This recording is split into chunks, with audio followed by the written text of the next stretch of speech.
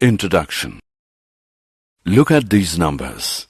Do you know what do we call these numbers? These are the real numbers.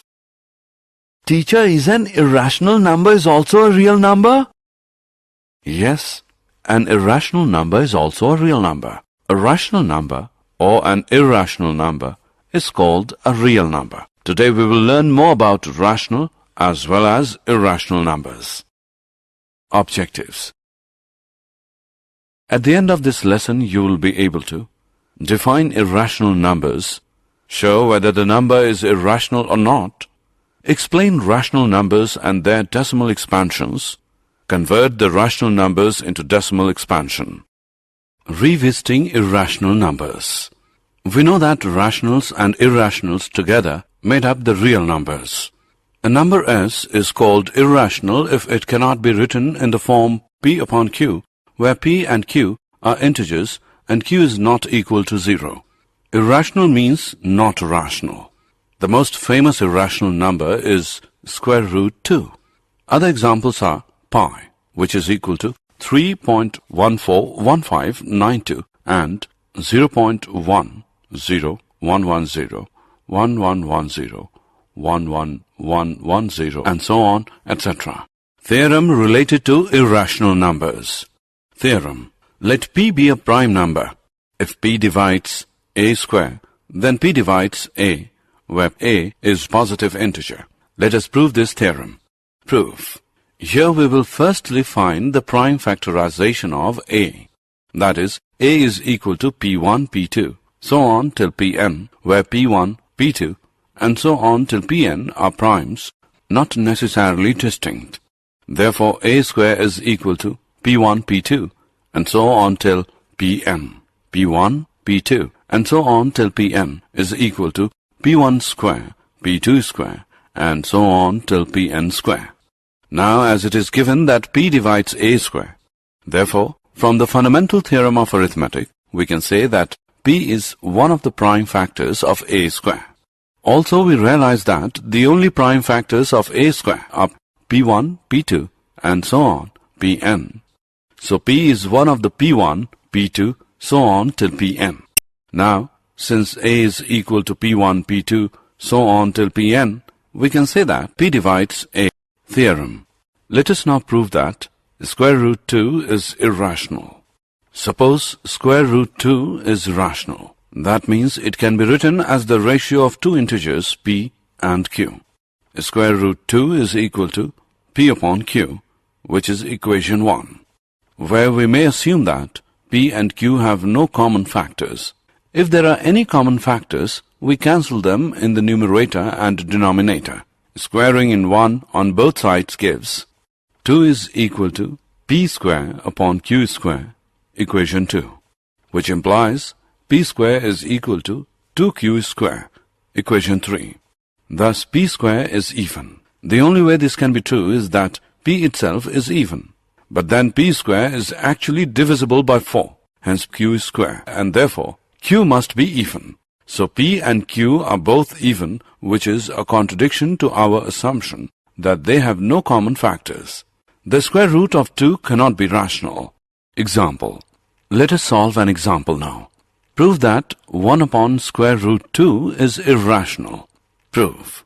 Let us assume to the contrary that 1 upon square root 2 is rational. That is, we can find coprime a and b where b is not equal to 0 such that 1 upon square root 2 is equal to a upon b. Therefore, b upon a is equal to square root 2 or square root 2 is equal to b upon a. Since a, b are integers, we get b upon a is rational and so square root 2 is rational. But this contradicts the fact that square root 2 is irrational. This contradiction has arisen because our incorrect assumption that square root 2 is rational. Example. Prove that 7 square root 5 is irrational. Let us assume to the contrary that 7 square root 5 is rational. That is, we can find coprime a and b where b is not equal to 0 such that 7 square root 5 is equal to a upon b. Therefore, a upon b upon 7 is equal to square root 5, or square root 5 is equal to a upon b upon 7. Since a, b are integers, we get a upon b upon 7 is rational, and so square root 5 is rational. But this contradicts the fact that square root 5 is irrational. This contradiction has arisen because of our incorrect assumption that 7 square root 5 is rational. Revisiting rational numbers and their decimal expansions. As you may remember from school, rational numbers have a terminating or eventually repeating periodic decimal expansion, whereas irrational numbers don't. So, for example, 0.123, 123, 123, 123, and so on, with 123 repeating forever is rational. In fact, it is equal to 41 upon 333. Whereas something like 0.1, 2, 3, 4, 5, 6, 7, 8, 9, 10, 11, 12, 13, 14, 15, and so on, which will never repeat, is irrational. Terminating decimal.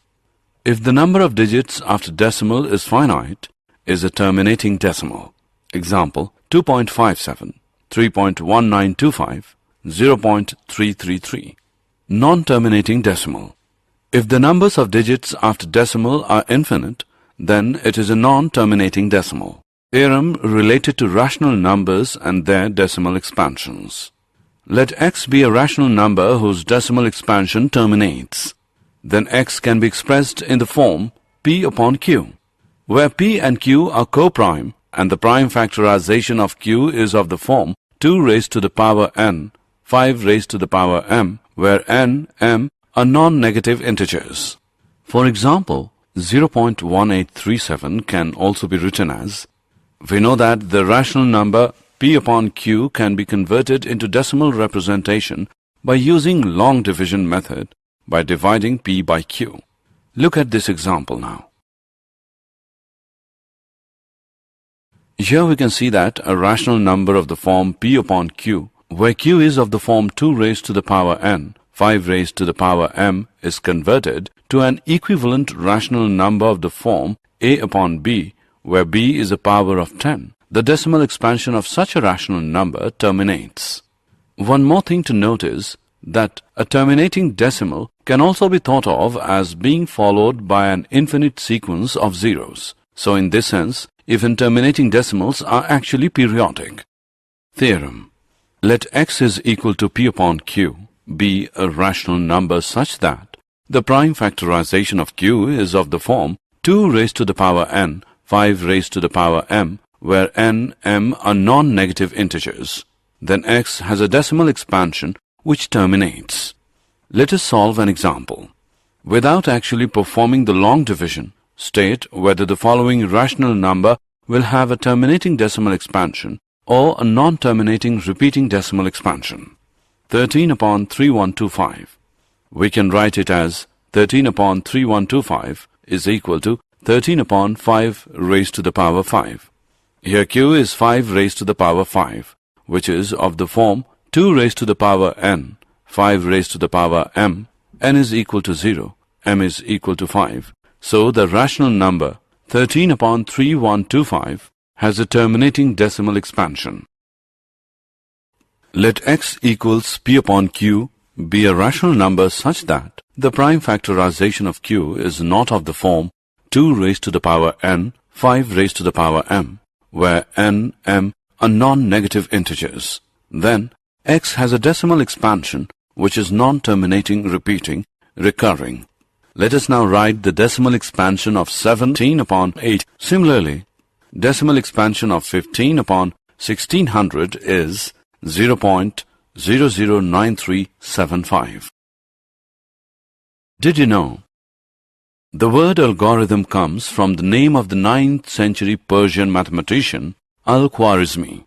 Even the word algebra is derived from a book he wrote called Hisab al-Jabr wa al-Muqabala. Summary. Let us summarize what we have learned.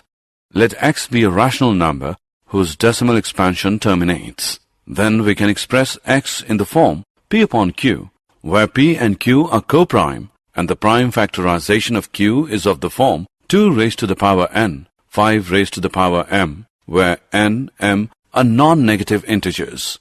Let x is equal to p upon q be a rational number such that the prime factorization of q is of the form 2 raised to the power n, 5 raised to the power m, where n, m are non-negative integers. Then x has a decimal expansion which terminates. Let x equals p upon q be a rational number such that the prime factorization of q is not of the form 2 raised to the power n, 5 raised to the power m, where n, m are non-negative integers. Then x has a decimal expansion which is non-terminating.